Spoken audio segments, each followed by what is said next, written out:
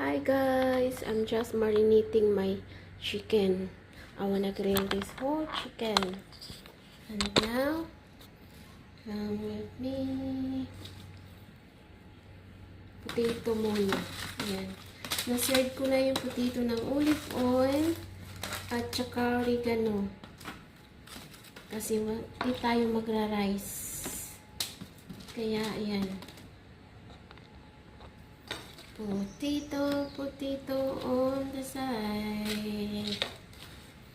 Ayan. Tapos, sunod natin tong lemon. Lemon. Ayan. Kita ko lang sa inyo. And then, may inano akong garlic. Ayan. At yung aking herbs, of course. Mahilig ako sa herbs.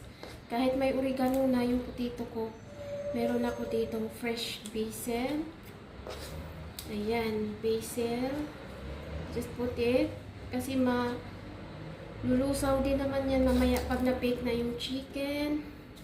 Tapos meron akong lemongrass. So, guys, yan na siya. Dagdagan pa natin ng ulit pickle. Ayan.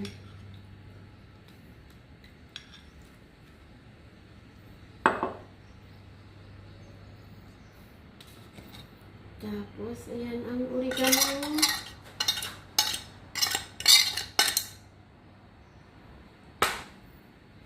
A little bit more olive pickle. Kasi masarap ito pag na-bake. Ayan. Ganyan na siya. So, ganyan na yung itsura ng aking chicken.